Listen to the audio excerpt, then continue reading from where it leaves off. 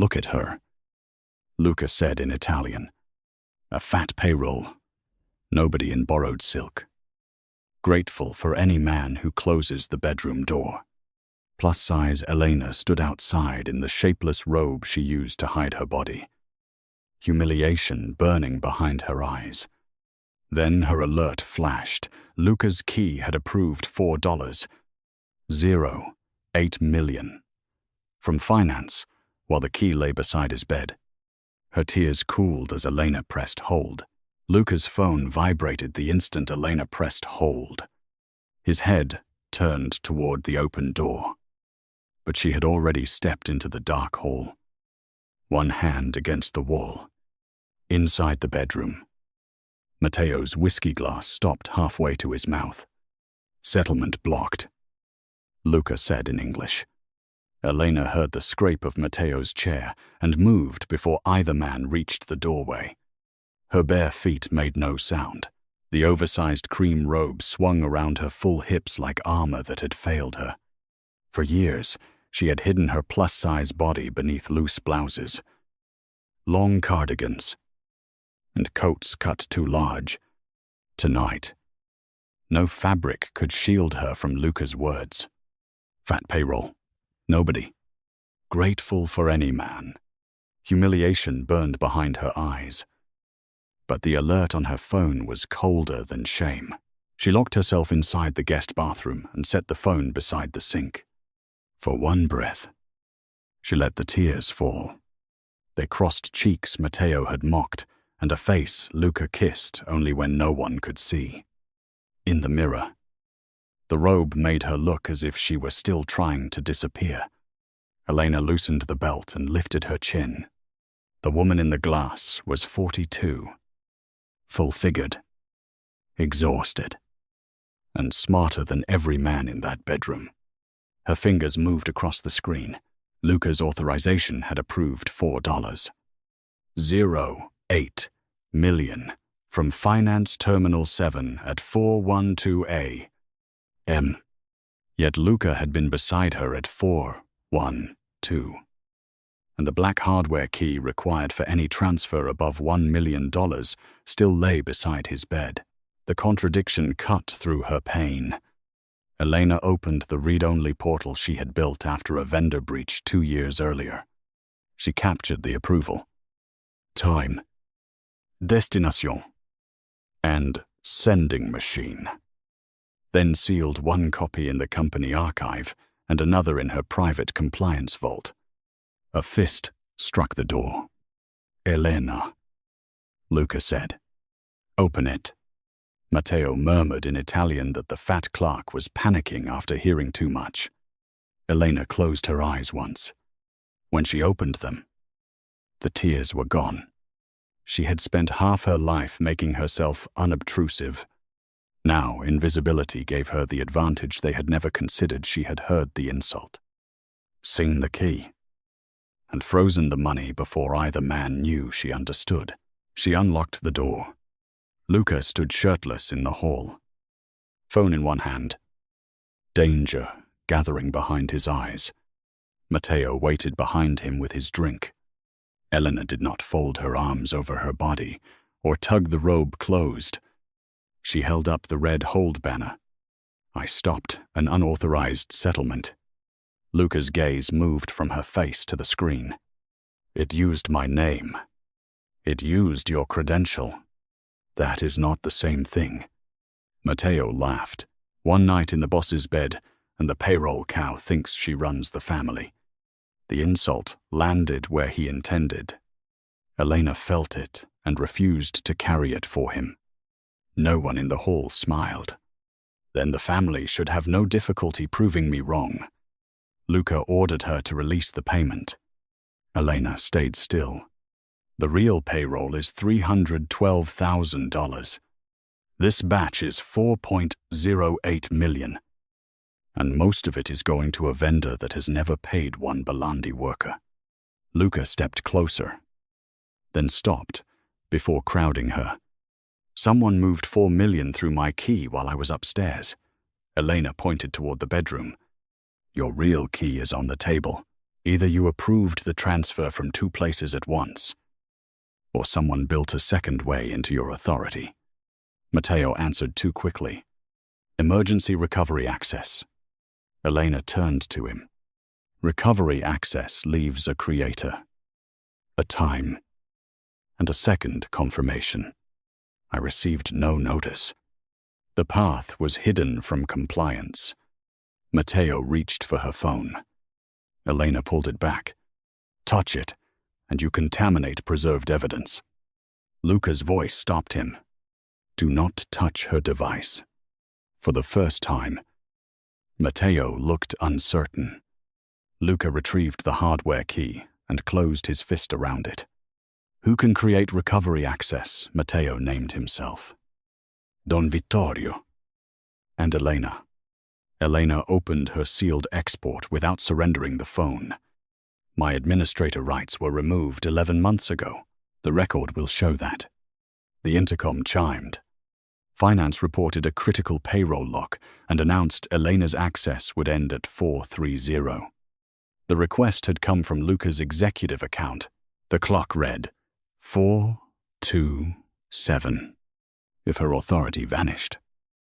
No one else knew how to separate 612 paychecks from the false transfer before the bank deadline. Luca stared at Matteo. Cancel the termination. Matteo said the process had already started. Elena saved one final screen and looked at Luca. You called me a nobody. In 90 seconds. Your empire will learn what one nobody was holding together. At patru, 30. Her display went black. One line replaced every file she had kept alive. User, authority, revoked. The black screen reflected Luca's face beside hers. Put her back in, he told Matteo. Elena answered before Matteo could. Do not restore anything from this room. The termination request may have triggered a credential purge, and a rushed override could destroy the cleanest record we have. Luca looked at her, irritated by the refusal, but no longer dismissing it. Matteo folded his arms. She locks $4 million. Copies confidential records to an unknown vault. And now she decides which orders you can give. Elena kept her phone against her palm. The vault is registered in the compliance policy your office approved. The archive hash is already with the bank. If I altered the export, they will know. Luca pulled on his shirt and took the hardware key from the bedside table. We go downstairs. No one touches the batch until I see the system. The finance floor was 6 levels below the penthouse, already bright with emergency lights and frightened employees. Screens showed red banners across 8 Bellandi companies. Payroll pending. Exception queue locked. Final authorization required. A junior analyst hurried toward Elena, then stopped when Matteo stepped between them. Ms. Rossi can't help you, he announced. Her access was removed after an emotional conflict compromised her judgment. The sentence carried through the open office. Elena felt every face turn toward the cream robe beneath her hastily buttoned coat. Matteo had chosen the humiliation carefully. Not a specialist. Not the woman who had rebuilt their exception system. Just a rejected employee who had brought private trouble into finance. Call me what you like after the workers are paid, Elena said. Right now. Open the settlement summary without executing it.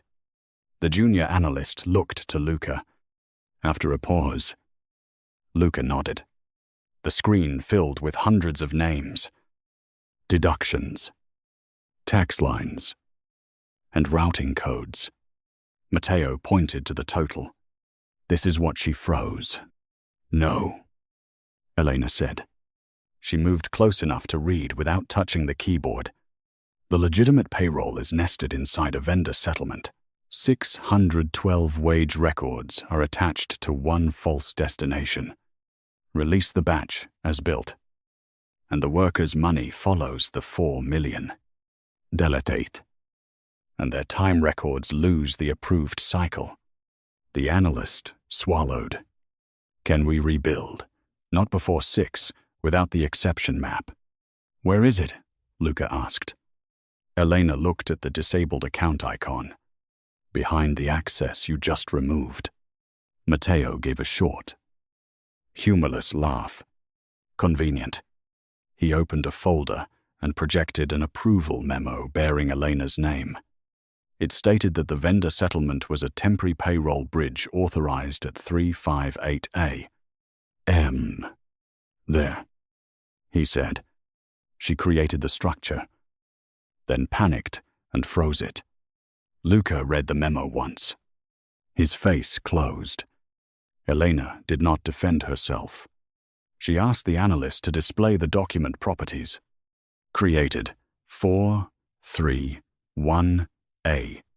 Me. The office clock showed 438. My authority ended at 430. She said, that memo was created 1 minute after the system revoked me. Matteo's tone sharpened.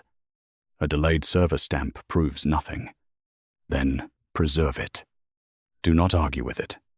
She faced Luca. Give the bank the original file and let them authenticate the server event. Luca studied Matteo. Then the red payroll banners. Do it. It was the first order he had given that followed Elena's logic instead of Matteo's status. The analyst transmitted the file, while Elena dictated a temporary segregation plan isolate the wage records. Freeze the vendor destination. Preserve deductions. And stop all automated retries.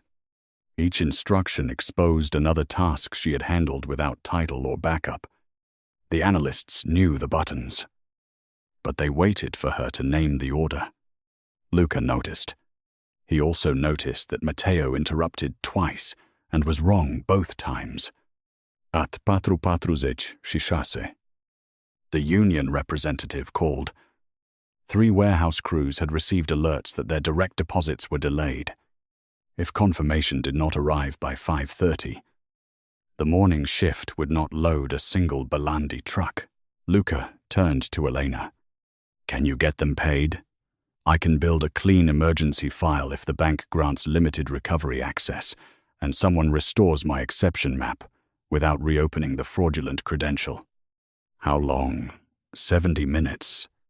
You have 74. Matteo stepped closer to Luca and lowered his voice. Though everyone could hear, you are trusting a payroll clerk who just threatened the entire company. Luca's reply came without warmth. I am trusting the only person in this room who has explained what the system is doing. Before Elena could absorb the shift, the bank compliance officer appeared on the main screen. We authenticated the memo, she said. It was created after Ms. Rossi's access ended. We also received a second authorization attempt at 444. Luca held up his hardware key. The officer's next words stopped every hand above every keyboard. The second attempt used Ms. Rossi's revoked credential. The bank officer's words cut across the finance floor. Elena's dead credential had just tried to move the money again.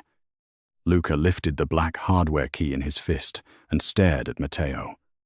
A dead key does not come back to life by itself. The room heard the Don beneath the businessman now. Doors locked. Armed men took positions at both exits. Elena stepped to the main terminal. Someone copied my authority before it was revoked.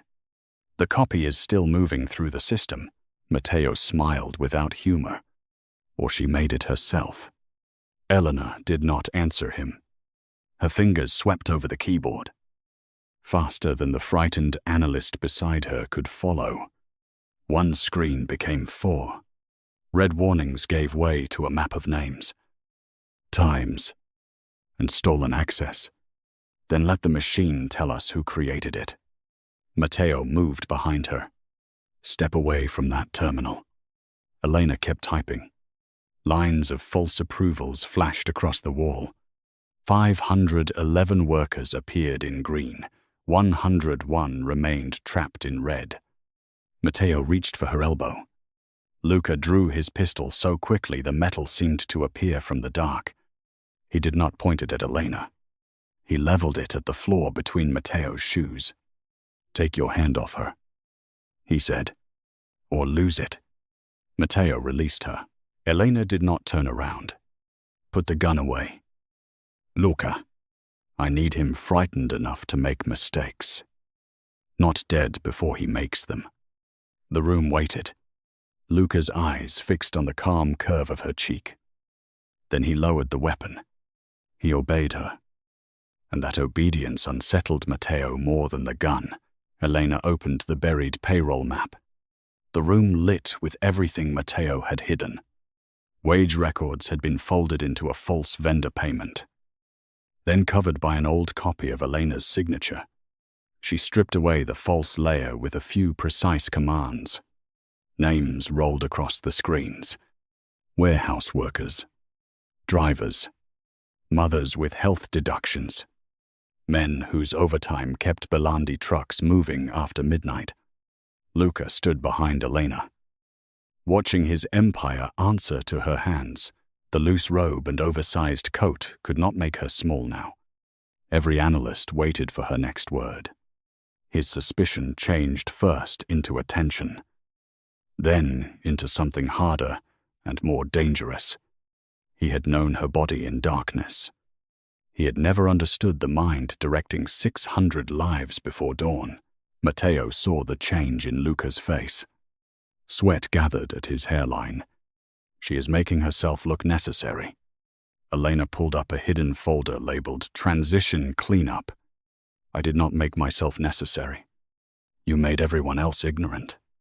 The folder had been moved at 341 a.m. 31 minutes before the false transfer. Luca stepped beside her. "Who moved it? The name is masked." "The machine is not." Elena struck one key. Finance tablet. 2 filled the center screen. Matteo's glass slipped from his fingers and cracked against the floor. No one looked down. Luca did not blink. "That tablet belongs to your office." Matteo recovered quickly. Anyone with access could have used it. He reached for the power switch. Luca caught his wrist and twisted it away from the console. Not enough to break bone, but enough to drop Matteo to one knee. "You will not darken another screen," Luca said softly. "You will stand where Elena tells you to stand. Breathe when she allows it. And pray the next name is not yours." Elena looked at Luca. Possession burned in his stare, but so did recognition. She pointed to a mark taped on the floor. "There. Out of my light." Luca released Matteo. The CFO rose. "Pal," and moved to the mark. "At 53. Elena's private phone flashed with her Boston offer. "Senior Director. Independent Authority. Start Monday. Acceptance due at noon." Luca saw the words. "You planned to leave." "I planned to finish payroll. Then leave." His gaze sharpened as if the idea offended something primal in him. "Without telling me," Elena turned from the glowing screens. "You had no trouble deciding what I was worth without telling me." The answer struck harder than a slap. Luca said nothing. Matteo seized the opening. She built this performance to force a better title. Elena tapped the screen again. The hidden folder opened to show her access had been stripped before the false memo was created. "My next title has nothing to do with this family." The bank officer asked for Elena's original device so the copied trail could be authenticated. Elena reached into the pocket of her oversized coat. Empty. She checked the other side. Nothing. The phone that held the sealed export was gone. Matteo's breathing eased for the first time all night. Luca saw it. His pistol remained at his side, but his voice became colder than steel. "Seal the floor. Search every man, every drawer, Every wall. He looked at Elena, and the obsession in his eyes no longer tried to hide. No one steals from her and walks out of my building. Luca's order turned the finance floor into a sealed chamber. Steel shutters covered the elevators. 2 armed men blocked the service stairs. No one argued. Elena stood before the wall of monitors while security replayed the last 10 minutes. On one screen, she entered with the phone in her hand. On another, Matteo followed close behind. At Cinque Chasse, an analyst crossed the camera. When he cleared the frame, the phone was gone. Matteo spread his hands. She lost it. A bead of sweat slid from his temple to his collar. Elena enlarged the image until the pixels broke apart. No. Someone waited for the blind spot. She asked for the local badge record, not the central system. 4 names appeared: Elena, Luca, Matteo, and the junior analyst. The young man began to shake. Elena studied him. Then the papers clutched against his chest. "Show me what you carried." He laid every page on the table. Nothing. Luca emptied his own pockets without being asked. Wallet. Phone. Black key. Pistol magazine. He placed each object under the camera. Then he looked at Matteo. "Your turn." Matteo's mouth tightened. "I am your cousin." Luca stepped close enough that Matteo had to tilt his head back. "Tonight. That is the weakest protection in this room." Matteo emptied his pockets. No phone. Elena kept scanning the screens. Her mind ignored the shouting, the guns, and the clock. She noticed a shadow moving against the wrong wall. The printer closet door had opened without a badge signal. "Freeze that frame." Her fingers flew. 3 camera angles snapped into place. A service panel connected the closet to the executive conference room, and renovation tape had kept the latch from locking. Luca sent 2 men in. Elena stopped them at the threshold. "Photograph first. Touch nothing until the bank sees it." Luca gave the order exactly as she said it. The phone lay behind a toner carton. Its screen cracked, but still glowing. Matteo lunged toward the closet. Luca struck him once across the jaw and drove him against the glass wall.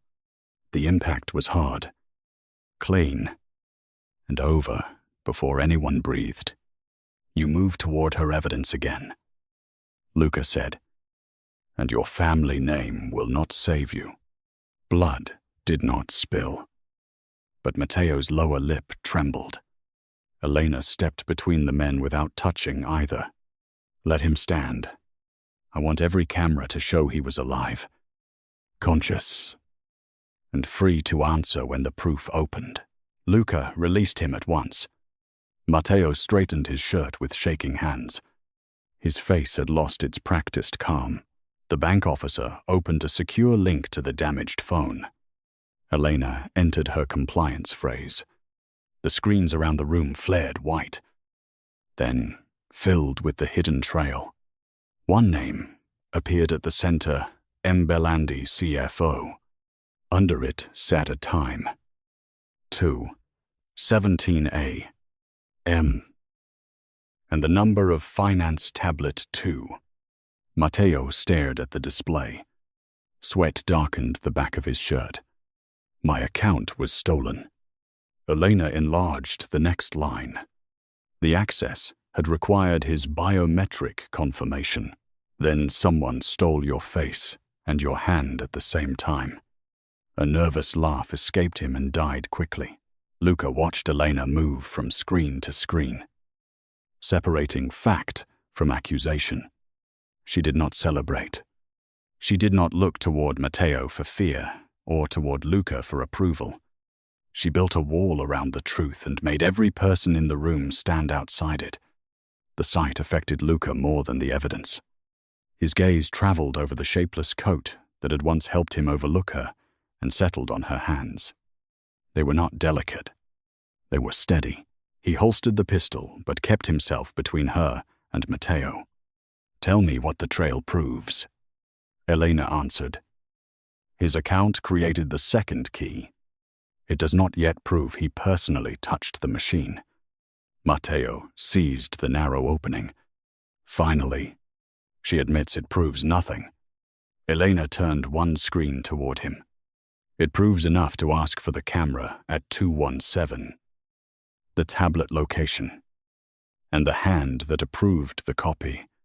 The bank officer warned that those records required Don Vittorio's authority because Luca's own account was compromised. Luca called the clinic. No answer. He called again. Still nothing. Matteo's breathing steadied as the clock moved to 5:18, without the chairman. "This ends. Release the money." Elena opened the wage file. 511 paychecks were clean. 101 remained tied to the false route. "Release the clean workers," she said. "Hold the rest." Matteo smiled. "And let 100 families go without money because the fat clerk wants revenge." Luca's pistol came halfway out again. Elena placed 2 fingers against his wrist. Not to comfort him, but to stop the motion. "My body is not evidence. His fear is." She faced Luca. "If you reopen the false route, all 4 million disappears. You have 10 minutes to choose." Luca chose before the clock could blink again. "Pay the 511.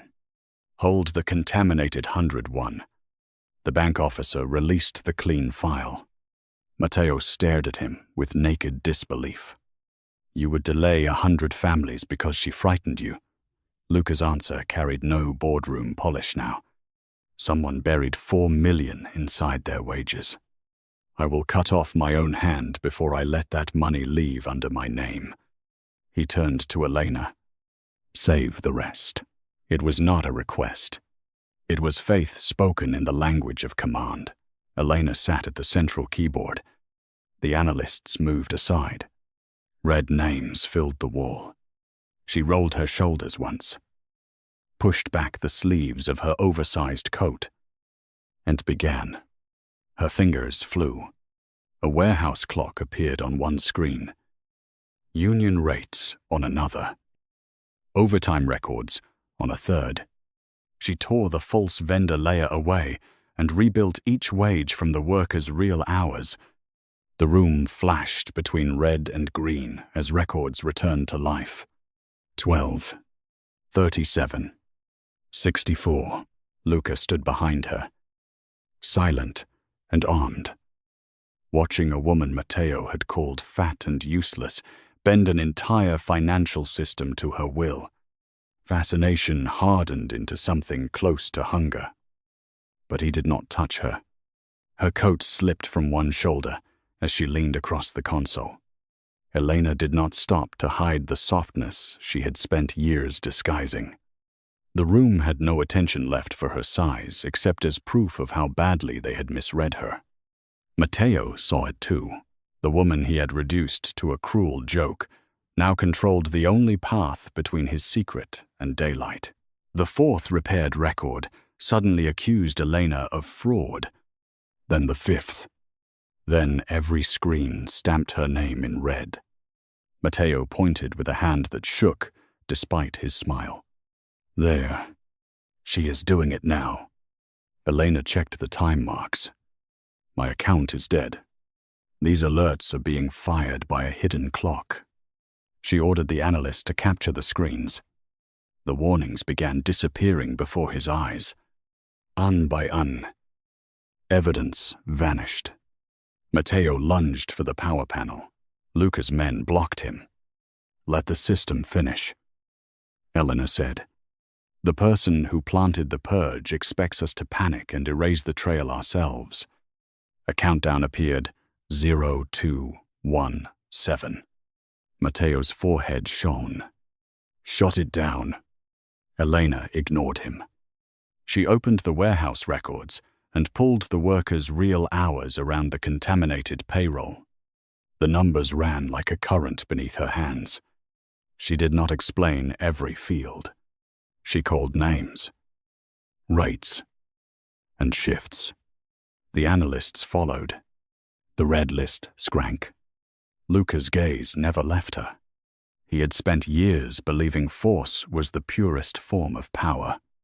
Elena showed him another kind, the ability to see a hidden machine.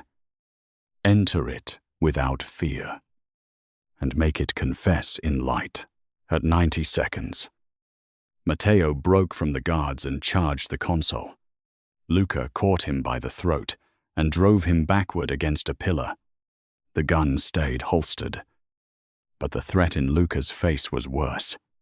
"You called her a payroll cow," he said quietly. "That woman is holding 600 families above water while you drown in your own lies. Touch her station again, and you will not leave this floor standing." Matteo's knees weakened. Elena kept working. "Luca, one word." He released Matteo and stepped back. The fact that the most feared man in Chicago obeyed her without argument sent a visible tremor through his cousin. 40 seconds. Elena found the old dock schedule. 28 seconds. She restored the final night shift premium. 18. The analysts transmitted the clean file. 6. 5. Elena lifted both hands from the keyboard.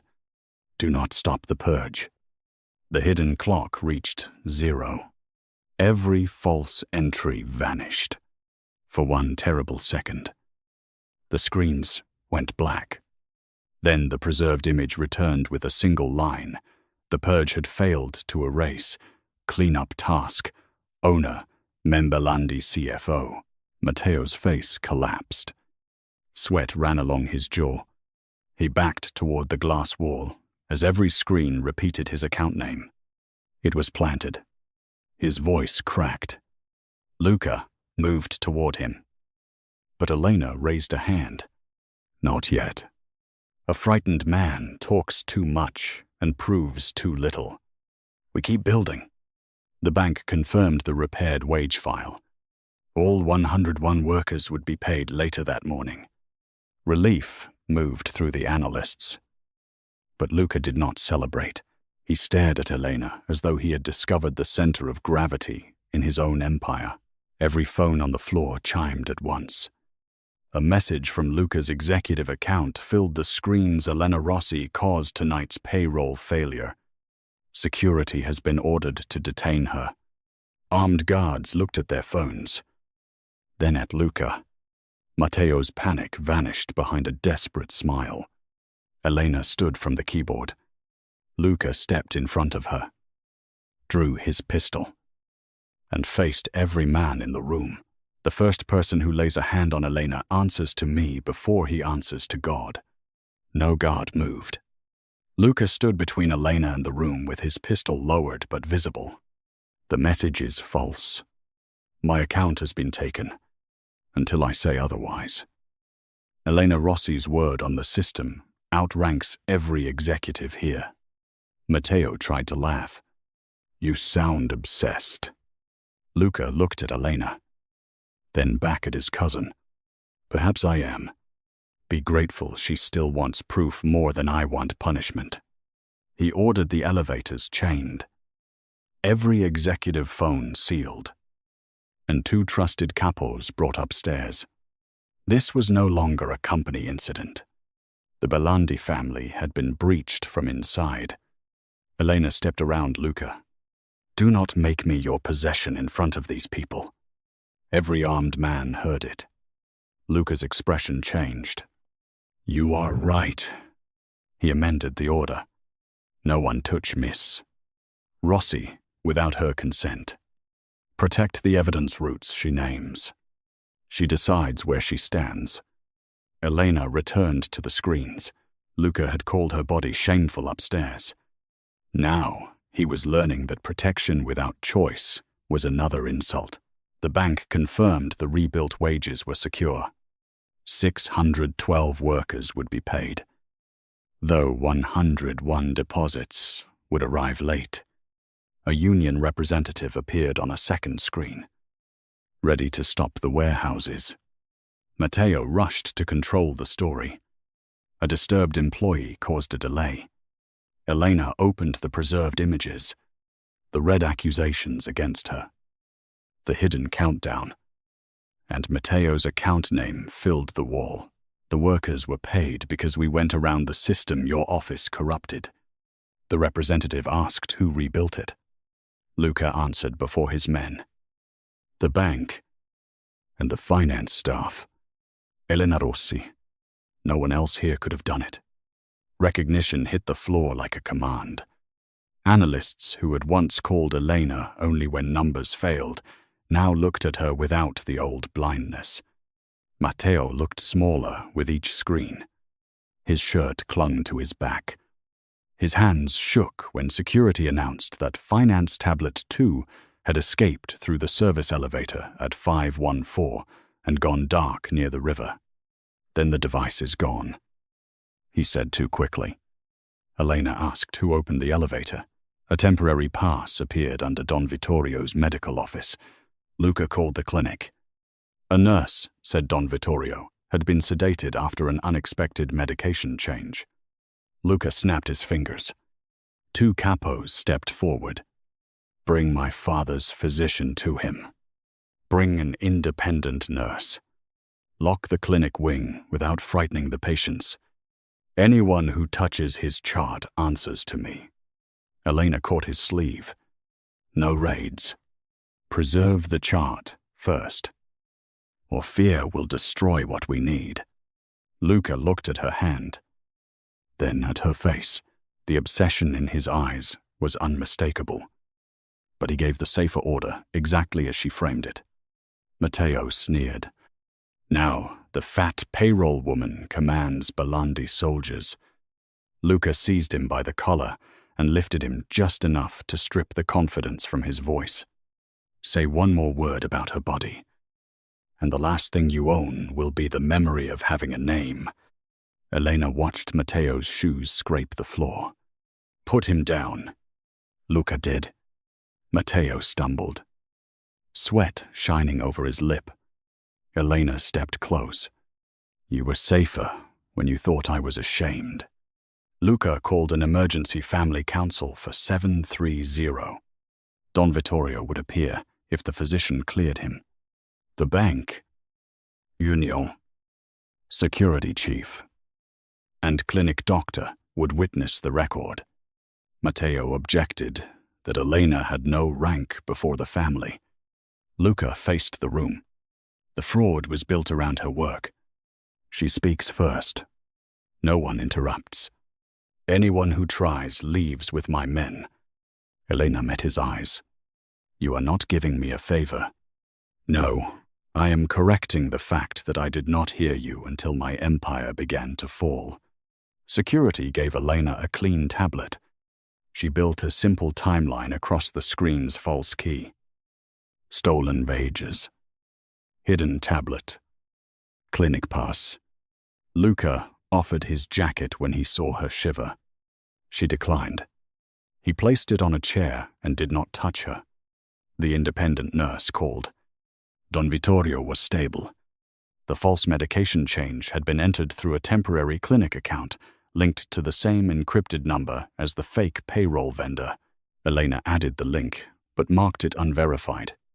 Matteo whispered that she was inventing a conspiracy. Elena faced him.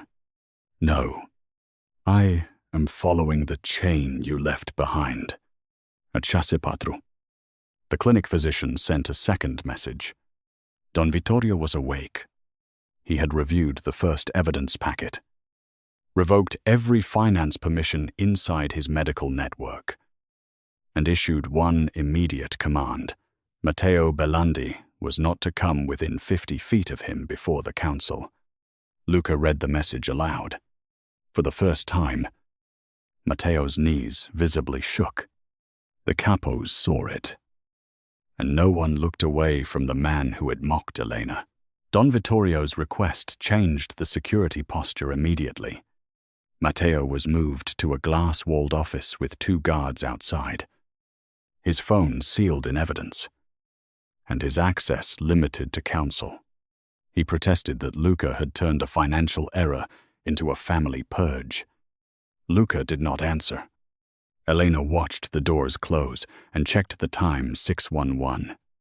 The emergency board session was 79 minutes away. Her Boston offer expired at noon. Her flight left at 1:40, and the apartment arranged by the audit firm was ready. Leaving was no longer an idea. It was a schedule. She opened the offer on the clean tablet and read every term again. Independent reporting line. No Bellandi ownership. Relocation paid. 6 months guaranteed. She called the recruiter and asked, "If I accept now, can I still complete an active incident review before I travel?" The recruiter said yes, provided Elena signed no new Bellandi agreement. Elena accepted electronically at 6:16, forwarded the confirmation to her attorney, and printed 1 copy. Luca saw the page emerge from the secure printer. "You accepted?" "Yes. Before the hearing. Especially before the hearing. I will not let this board mistake my testimony for a negotiation." Luca absorbed that without argument. "What do you need from me?" Elena pointed to the evidence board. "A written order that nothing I present today belongs to you personally. A statement that I can leave after testimony. And a waiver allowing the bank and union to receive the final incident record even if the family votes against disclosure." Luca called legal counsel and dictated all 3. When counsel warned that the waiver could expose Bellandi Holdings to regulatory review, Luca said, "Then the review will be honest." Elena noticed because it cost him something. Recognition without cost was only flattery. This exposed his company, his authority, and his own negligence. At Shasedozich Shipatru. The carrier response arrived. The encrypted number linked to the false vendor and the clinic recovery contact had been activated 6 months earlier under a corporate plan controlled by Bellandi Finance. The request carried Matteo's office code, but the digital signature belonged to a deceased procurement manager. Elena marked the fact as authenticated and listed the signature theft as unresolved. The bank officer approved the distinction. "That makes your chain stronger. You are not claiming more than the records prove." Elena added the carrier certificate to a separate folder and assigned the original to the bank. She would explain the link. But she would not be the only person capable of authenticating it. The clinic physician joined by secure video and confirmed Don Vittorio could speak for no more than 15 minutes. His medication had been altered through a temporary credential, enough to keep him asleep through the authorization window. Elena asked whether the chart preserved the device identifier. It did. The device was registered to a tablet assigned to Bellandi Finance. Security confirmed that the missing finance tablet and the clinic credential shared the same remote management certificate. The access path narrowed. But one problem remained. The physical tablet was gone, and Matteo could still argue someone had used his systems without his knowledge. At Shasepatruzec Shiunu, a courier arrived with Elena's suitcase. The cream robe had been replaced by dark trousers, a white blouse, and a charcoal coat. She stored the Boston contract beside her passport, then placed the suitcase where every board member would see it. It was not theater. It was evidence of choice. Her boarding pass was confirmed. A car was booked for 1115, and Boston had sent the building code for her temporary apartment. No Bellandi permission was required at any step. Luca looked at the bag. "When this is over, you are really leaving." Elena closed the handle. "When this is over, I am free to leave." That is the part you need to understand. He nodded once. I do.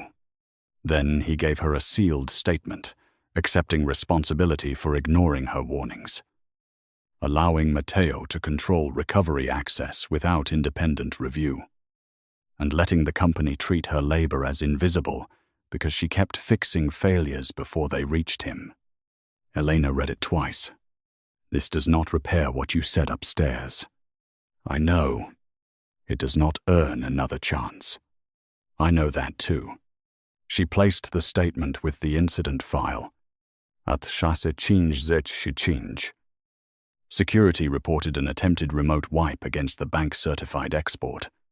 The command failed. But it originated from Don Vittorio's executive account inside the clinic network. Matteo remained under guard. Either the attacker had a second operator inside the clinic, or someone was framing the chairman before he could testify. The board session was 35 minutes away, and the only witness with authority to open every record was being implicated in real time. The remote wipe gave Elena a choice no one could make for her. She could hand the certified file to the bank, walk to the elevator, and still catch her flight. Her testimony was useful, but no longer necessary to preserve the evidence. Luca did not ask her to stay. He looked at the suitcase and said, "Security can take you to the airport now. The waiver remains in force." That was the first protection he offered without control. Elena checked the payroll confirmation. All 612 wages were secured. Her obligation to the workers had been met. Then the union representative called with a new problem. Warehouse supervisors had received forged notices claiming the delayed employees were under fraud investigation and should be suspended without pay. If the union acted before the hearing, 101 workers would lose access badges, health coverage, and their right to challenge the payroll record. 2 supervisors had already started collecting badges. Elena closed her passport. How long until the first shift? 22 minutes. The representative said. Elena looked at Luca. I am staying through the hearing. Not for your family, and not for this job. I am staying because the attack moved from money to people who cannot defend themselves from your system. Luca accepted the condition without turning it into gratitude. He suspended every disciplinary notice connected to the incident and placed the union representative on the agenda. Elena traced the forged notices through the template registry. The template had been copied from the executive office 3 weeks earlier and stored in a hidden automation folder. The folder belonged to Sofia Bellandi, Luca's aunt and Don Vittorio's chief of staff, who controlled clinic scheduling, board notices, and emergency communications. Elena did not name a second villain. She marked Sofia as an access holder requiring explanation. The evidence showed Matteo created the recovery credential. It did not yet show whether Sofia knowingly assisted him. At Shapte Opt. Sofia arrived from the clinic in a black suit, furious that security had delayed her. She demanded access to Don Vittorio and called the hearing an insult to the family. Elena asked security to preserve Sofia's phone before allowing her into the boardroom. Sofia laughed. You are a payroll employee, Elena answered. Today, I am the custodian of the incident record. Luca supported the request. Sofia surrendered the phone after legal counsel confirmed refusal would be recorded. The device showed no direct message to Matteo, but its remote management app had issued the wipe command at 655. Sofia claimed the app ran automatically when a family account appeared compromised. Elena asked, why did the app target the bank-certified export instead of the compromised executive account? Sofia's composure slipped for half a second. She blamed default settings. The bank officer requested the automation rules. Sofia called them confidential. Luca ordered disclosure. The rules showed a custom command created at 152A. M.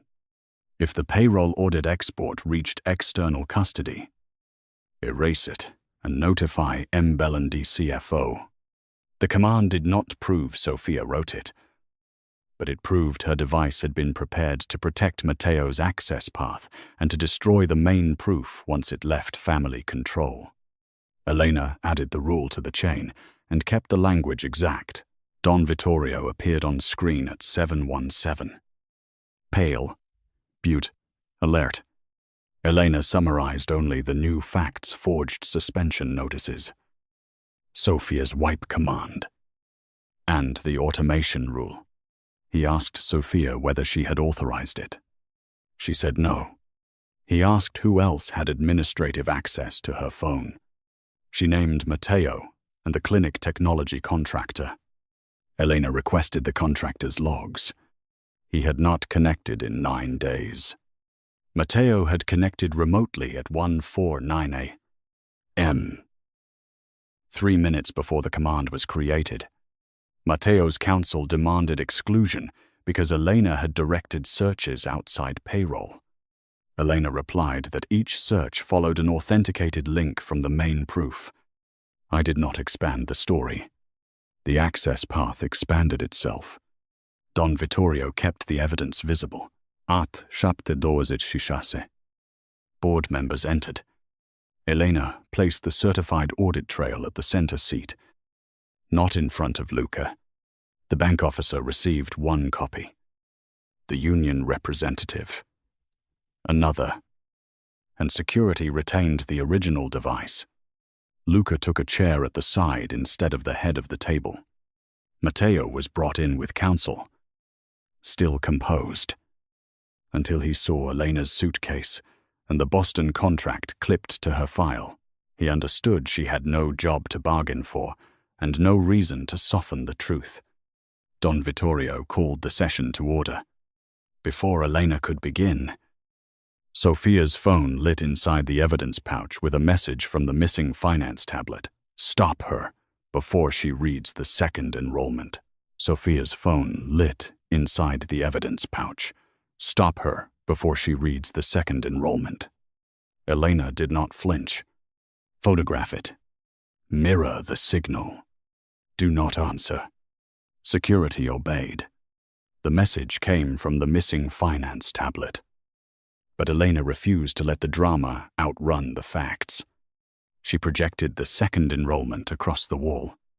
Matteo's administrator account had created Luca's false key at 217 a.m. 4 minutes later, another secret profile had been built under Don Vittorio's authority. Matteo remained seated, but sweat rolled from his temple into his collar. Elena stripped the scheme down until no one could hide behind language. Matteo's tablet supplied the first approval. Sophia's phone supplied the second. A stolen recording from Don Vittorio's clinic supplied the voice phrase. Then the false key opened Luca's authority, buried $4 million inside worker wages, and prepared Elena's name to take the blame. Each screen lit in sequence as her fingers moved. The bank confirmed the money trail. Security confirmed the devices. The clinic confirmed the stolen recording. Elena made every witness say which piece belonged to them. Sophia whispered that she had not known what Matteo was doing. Elena looked at her. The record proves you gave him access and ignored warnings. It does not prove you knew about the theft. Don Vittorio removed Sophia from medical and executive authority pending family judgment. Matteo seized the distinction. Then you cannot prove I touched anything either. Elena opened the final image, local footage of his access card opening the service panel after her phone vanished. A second frame showed him closing the preservation screen. A third displayed the hidden cleanup task under his account. Motive. Access. Action. Concealment. The chain closed without a confession. Matteo's chair scraped backward. He stood too fast and found two capos behind him. His composure shattered. Luca, listen to me. We are blood. Luca remained beside Elena, his face emptied of mercy. You used my father's illness, stole from our workers, and built the rope around her neck. Matteo looked toward Don Vittorio's screen. Uncle. I was going to put it back. Don Vittorio's voice was weak but absolute. A Bellandi who steals wages from his own people is not family. Security removed Matteo's signet ring. The sound of metal striking the table broke him. His knees hit the floor. He crawled one step toward Elena before Luca's men stopped him. Elena, please. I was desperate. I did not know you could see all of it. She looked down at the man who had called her a fat payroll nobody.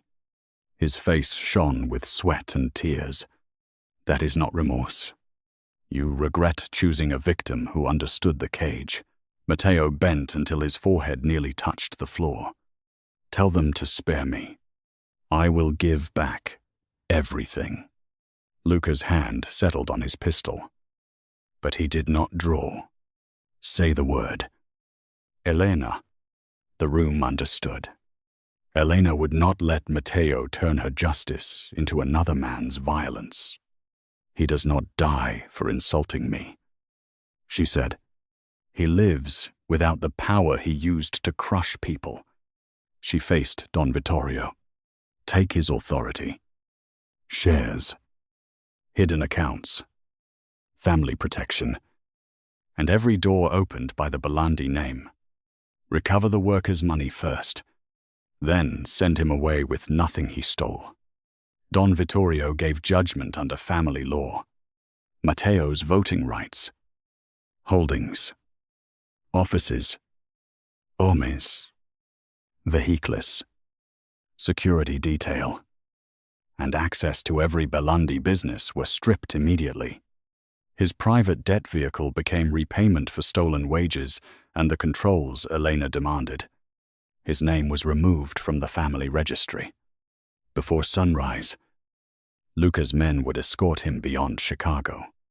If he returned or contacted a Bellandi worker, he would answer directly to the Don.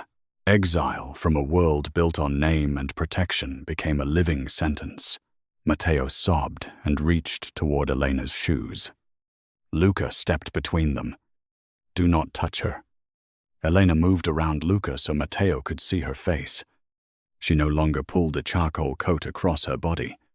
She stood full and unhidden before the family that had mispriced her. You thought shame would make me obedient, she said. It made me observant. The capos lifted Matteo. He begged Luca. Don Vittorio. And finally, Elena again. No one answered. The doors closed behind him. Taking his title and certainty with him, Don Vittorio asked, Who kept this empire alive tonight? Luca answered before the board. The Union. The bank. And every armed man. Elena Rossi did. I let us call her a clerk while she carried 612 families and protected authority I did not understand. He turned toward her. I used private closeness as permission to diminish her. That dishonor is mine. Elena placed her proposal at the center of the table. Independent payroll power. Worker protections. External oversight. And the right to refuse any Bellandi order. Don Vittorio read it. Then called for the vote. The vote passed 6-1. Elena's new office stood outside Luca's command, Independent Director of Payroll Integrity and Vendor Compliance. With power to freeze payments, hire outside auditors, protect workers from retaliation, and refuse any Bellandi order. Removal required a supermajority and written cause. Don Vittorio offered the position permanently. Elena placed her Boston contract beside the proposal. I already chose a life that does not depend on this family. She agreed only to a 6-month restructuring term, with the right to leave at any hour. By noon, all 612 workers had received their wages. The forged suspensions disappeared. The union gained direct access to monthly reports. No Bellandi relative could control payroll and vendors at the same time. Matteo's properties and hidden accounts became repayment and a worker protection fund. Before dawn, the next day, Luca's men drove him beyond Chicago. He left without a signet, office, driver, or claim on the empire. He had begged Elena for mercy and received something harsher than death to a man like him, a life where no one feared his name. Luca began his accountability without asking Elena to witness it. He surrendered sole control of every recovery key, read the 17 warnings he had ignored, and signed the correction beside each one. When employees called Elena the payroll girl, Luca corrected them in public. When they praised him for saving the company, he answered, "I almost lost it. Elena saved it." He did not enter her office without permission, send guards after her, or use gifts to turn apology into debt. Elena spent 3 days a week in Chicago and 2 in Boston. She wore fitted jackets now, not because Luca liked them, but because she no longer dressed to apologize for occupying space. Luca's obsession did not fade. It changed shape. He watched her command rooms with the same fierce hunger he once reserved for territory, but kept his hands at his sides unless she invited them closer. She rejected 2 plans and 3 dinners. He accepted every no. 6 months later, Bellandi Holdings gathered workers, capos, union leaders, and family lieutenants in the old freight hall. Elena presented the first clean integrity report from a raised platform. No stolen wage, no hidden vendors, no executive overrides. Don Vittorio announced that her authority would become permanent if she accepted. Elena looked at the workers whose names had once glowed red on her screens. "I accept. With the independence already written, my word on worker protection cannot be overruled by blood, rank, or romance." Don Vittorio bowed his head. "Agreed." Luca stepped onto the platform. The most feared Don in Chicago wore no weapon. "There is another truth this family will hear," he said. "I called Elena Rossi fat, low, and useful only in secret, because I was too small to understand the woman beside me. I cannot undo those words. I can spend the rest of my life proving they no longer rule my choices." He turned to her. "I do not know how to build this empire without you. More importantly, I do not want a life in which you are hidden from me." He lowered his head before her. Capos, who had never seen Luca Bellandi bow, went still. "I love you, not because you saved my money, because you saw the rot in my power and chose justice over revenge. I cannot live as the man I was without losing you again." He lifted his eyes. "May I hold you, Elena?" Let the silence stretch until every man understood the answer belonged only to her. Then she stepped forward. Luca wrapped his arms around her full, soft body, but did not pull until Elena closed the distance herself. She rested one hand against his chest and felt the ruthless Don trembling. The embrace was not ownership. It was surrender offered and accepted. Luca faced the hall. Elena Rossi is not only director of this empire. If she accepts the place, she is its donna. Her word carries the same weight as mine. Elena eased back.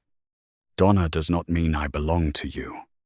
No, it does not erase my contract, my Boston work, or my right to refuse you. Never. And you do not protect me by controlling me." Luca answered, "I protect your right to choose, even when the choice is not me." Elena took his hand and turned toward the workers and capos. On those terms, I accept the title, and I choose the man. The hall erupted. Luca kissed her only after she lifted her face. Don Vittorio placed the family signet on the table, not on her hand. She chose when to pick it up. A year later, the worker fund remained full. The audits stayed independent, and no Bellandi order could move payroll without Elena's review. Matteo lived in exile, forgotten by the men who once bowed to him. Elena no longer hid behind oversized clothes or behind any powerful man.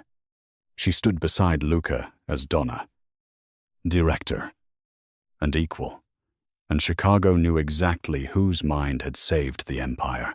Would you stay long enough to protect innocent workers, or walk away and let a powerful family face what it created?